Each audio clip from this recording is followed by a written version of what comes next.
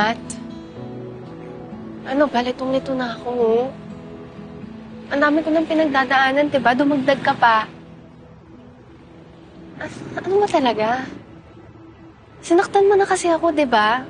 Saan pa ako maniniwala kung di ko naman naririnig sa iba pa? Iba-iba naman yung statement mo.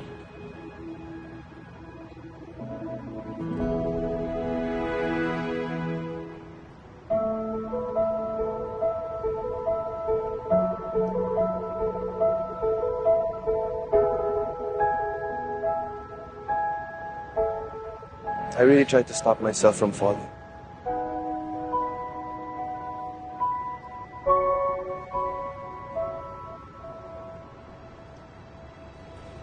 Pinigilan ko yung sarili ko para kay JR. Pero tsaka hindi ko na kaya.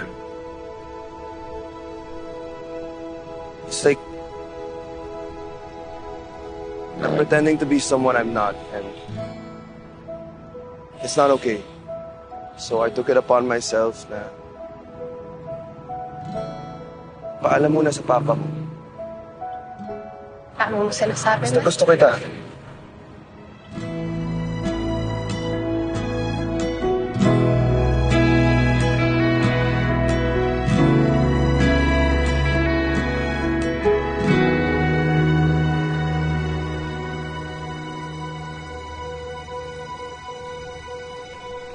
JR,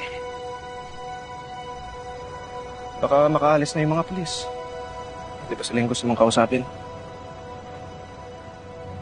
kinakausap pa ba nila si Sir LVS?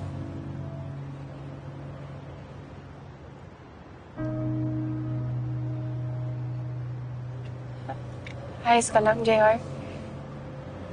Hindi. Well, kung kailangan mo na kausap, nandito lang ako, ah. Perlicha, kitang-kita ko sa mga mata mo. Nabaliw na baliw ka pa rin kay Matt. Sinasabi mo? Cha, pictures lang ni Matt yung ginamit ko. Ako yung kausap mo. Ako yung nagustuhan mo. I'm so stupid for using his pics. Kasi no matter how hard I try, you'll never see me hanggat nandyan pa si Matt.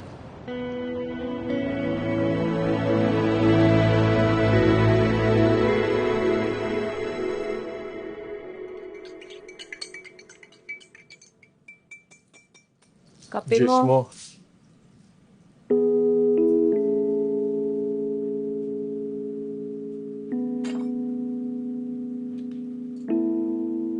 Sorry kung hindi ko sinabi kaagad. Siguro, gusto ko lang pahirapan yung lalaking yun. Gets ko naman eh.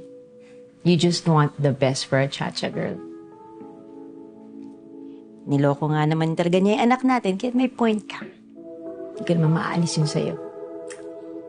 Siguro, mapapanatag lang yung loob ko kapag nakita ko na yung karapat dapat kay Cha. Yun lang. Dadaan pala sa butas ng karayom, hindi kaya tumandang dalaga yung anak natin? Eh kung walang papasa, edi sorry na lang. Ay, grabe siya. Ay, syempre. Anak, kamusta yung kaso? Ay, development na po. May panibago ng lead. Oh.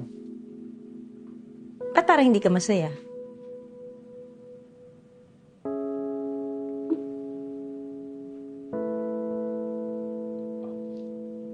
Sarap.